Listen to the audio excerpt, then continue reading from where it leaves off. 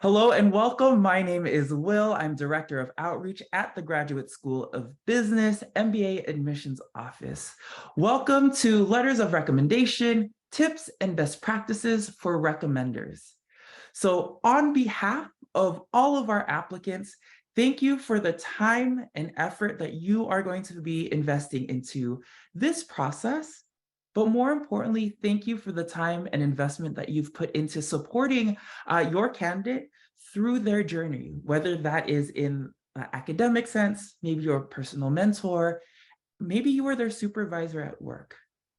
Having folks like you in their lives is incredibly powerful, and you are already making a difference. So thank you.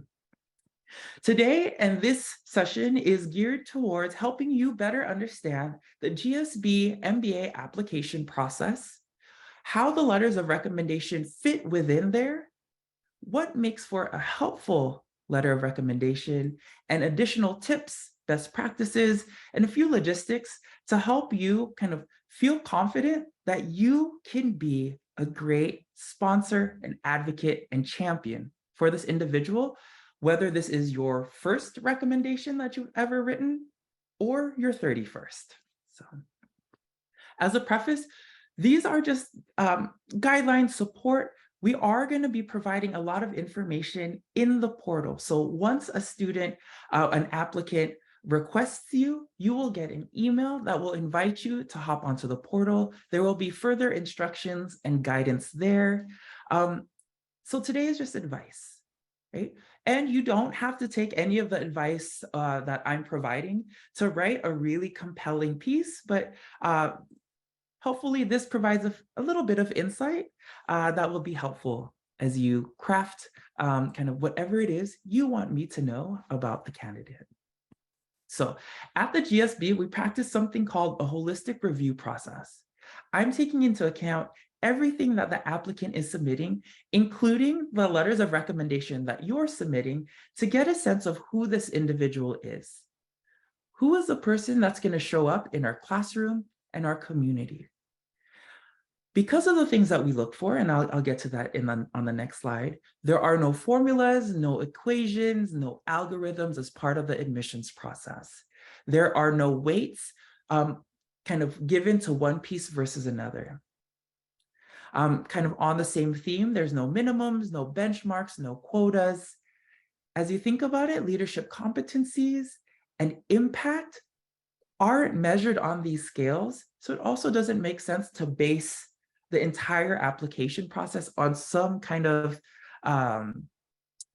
theoretical, hypothetical, subjective baseline. I'm really trying to understand the holistic view of who this individual is. Because of that, no part of the application is more or less important than the other, and context matters. The opportunities, things that are available, types of support systems available to someone who, say, coming from a global consulting firm is going to look different than someone working at a local nonprofit. One is not more or less important or valuable or powerful or compelling than the other, but rather those are just different contexts within which excellence and achievement is made. Context matters. And thank you for providing any types of information around there that'll help me understand, okay, what kinds of footprints has this person left behind, given the spaces that they've been moving through. Right, so what do we look for? 3 broad categories. So one is how you think, the next, how you lead, and then how you see the world. And as you take a look at these, they're all industry agnostic, they're background agnostic. These do not depend at all on where in the world you're from, but rather are informed by some of these spaces. Again, context matters. So any types of information that you're able to provide to us is appreciated. We do our best to guide you towards the types of details that are going to be most helpful to me.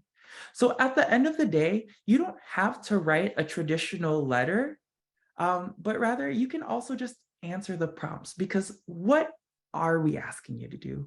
Once you log on to the portal, there's going to be a couple of brief prompts about like, how do you know this individual? Some just background, some context pieces there. The two pieces that we will be asking and that are going to be a little bit more intensive is a character, or think about it as a leadership grid. And the next are responses to 3 questions. And I use the 3 questions intentionally here because it doesn't have to be, again, in that letter format. If anything, you can answer these questions, boom, boom, boom, good to go. And one of those questions is optional. So as long as you answer 2 of the questions, again, that support is there. So clicking into these a little bit more detail. So what are these character traits? So you will see a table pop up. And so this is a form that is actually available on our website. If you go to the GSB MBA admissions letters of recommendation section, there's more guidance about, okay, what is the letter of recommendation? How does it function in the application process? And there's a couple links about 2/3 of the way down that will provide this table. So no need to read it here. You can scan through it, and you'll also get a prompt in the portal. And so this is just another way of thinking about the many different lenses of leadership. You don't need to check all top kind of that 5 category for someone to be competitive and compelling in the process, but rather this is a reflection of what has their relationship been like with you. And notice that there is also a basis for no judgment, because maybe in your work interaction, that hasn't been something that's been a possibility. Totally okay. And this is also guidance. So if you're thinking about what types of details might be helpful, where should I focus those experiences? For anything that you check at that top category, what are some examples that help corroborate that? Because in our process, it's less about the kind of superlatives and more about the details that help corroborate that. The how, the what, and the so what. What actions has this person taken? What then happened? And because of those things, did a new vertical open up? Were you able to break through this logjam that your group was having?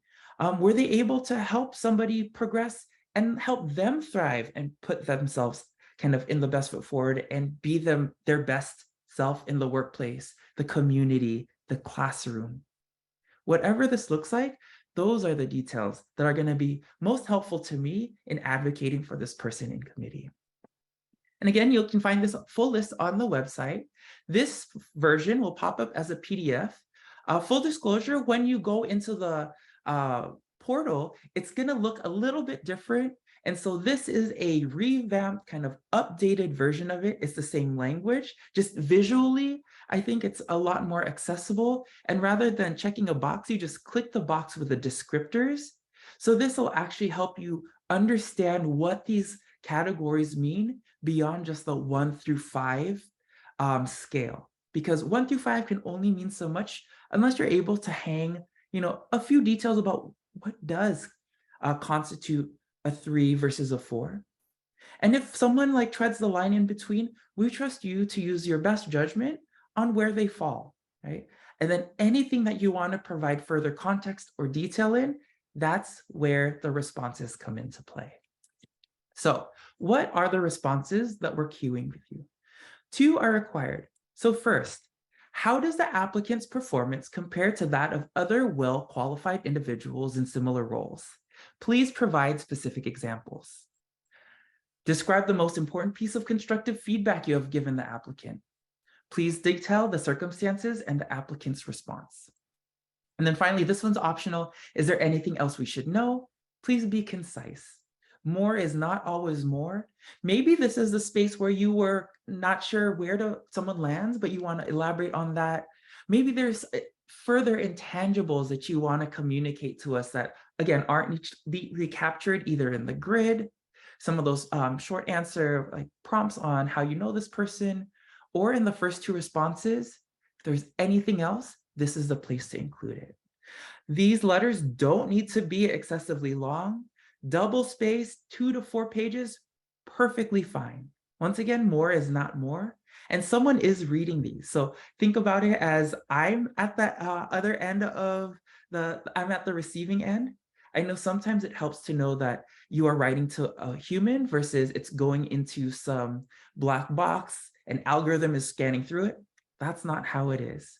So whatever you want to communicate about this person, your endorsement, areas of growth, how you've seen them grow, please feel free to do so.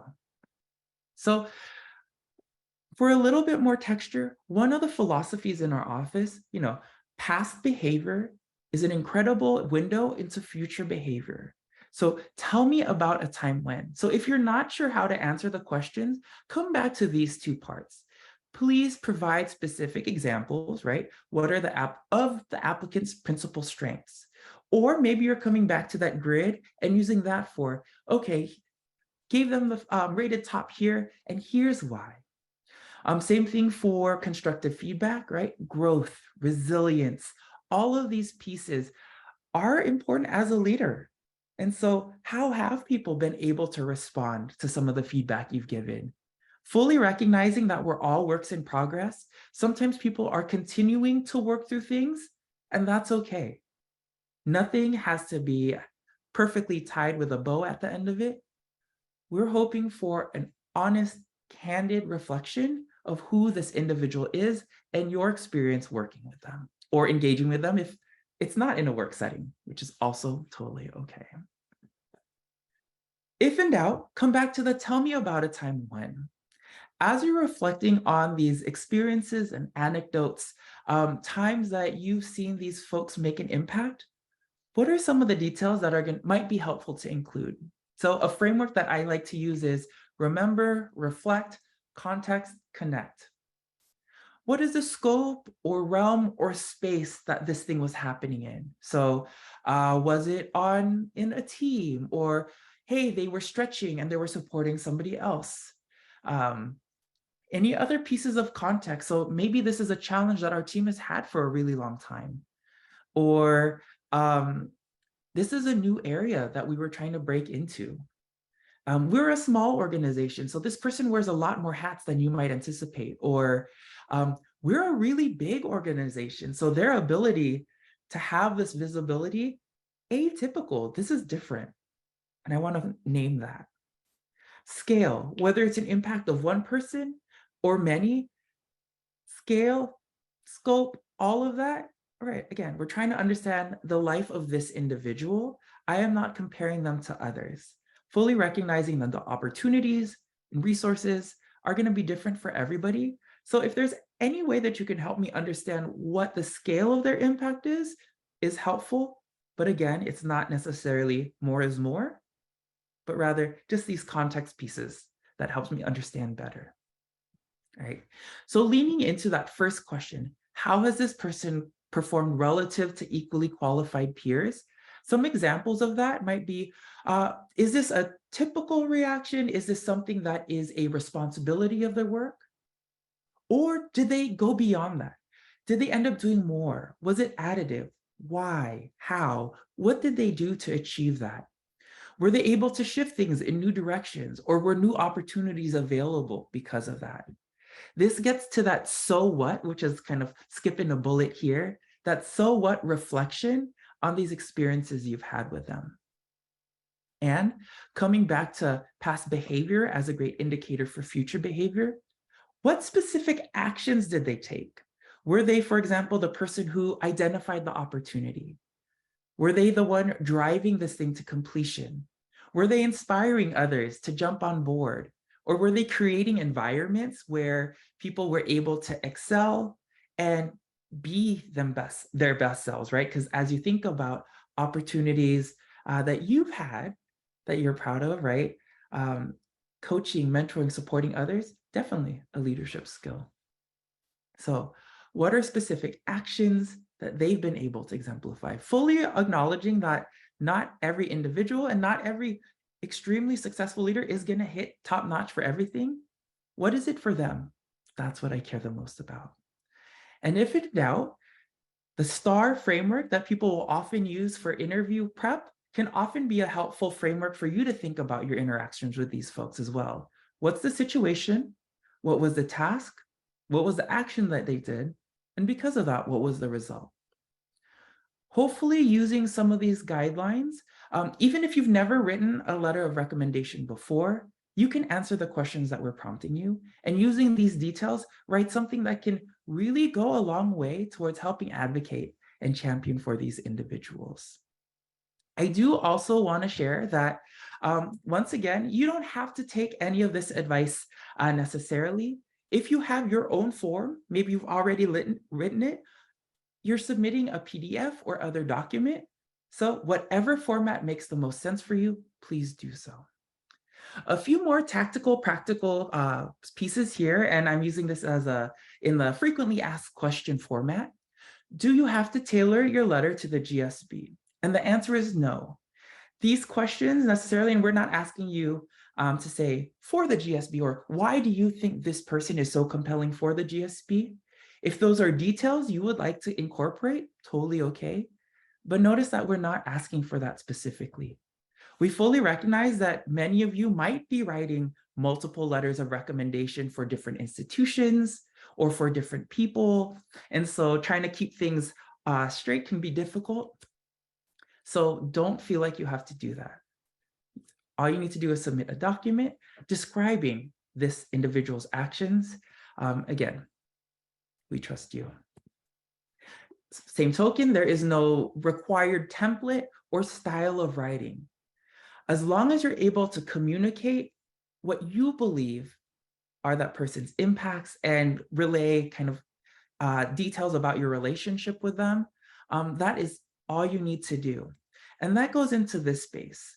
I've heard concerns about, I'm not in a space that writes a lot of letters of recommendation, or I don't think I'm a great writer. Don't worry about that. We all tell stories.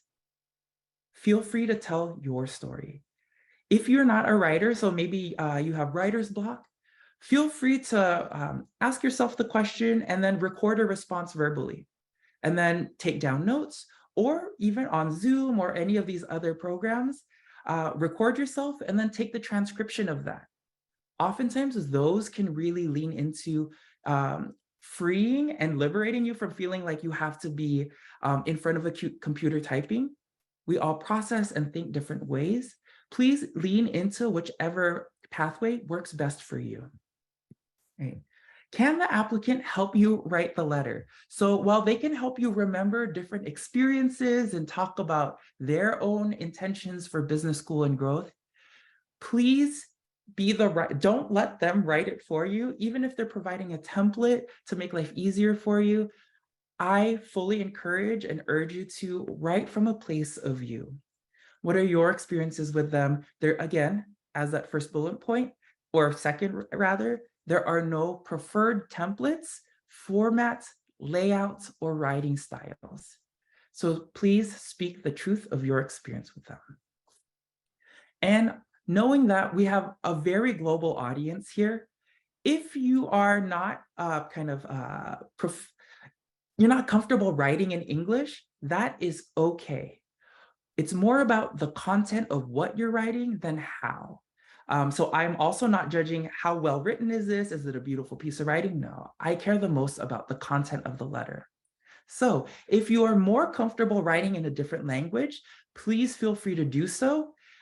If it's that circumstance, please have somebody translate it, and then you can submit both pieces through the portal. Just as long as it's not the candidate or someone connected to them who's doing the interpretation, totally okay. So closing thoughts, one more time, on behalf of the GSB and the applicants, thank you so much for your support through this process. Thank you for helping me get to know the applicants that much better. If you have questions throughout the process, there are ways to request help and support, and those are going to be provided through the recommender portal. So there's lots of information there, lots of more support pieces, but hopefully this has been helpful. Thank you again, and we will hopefully be hearing from you very soon.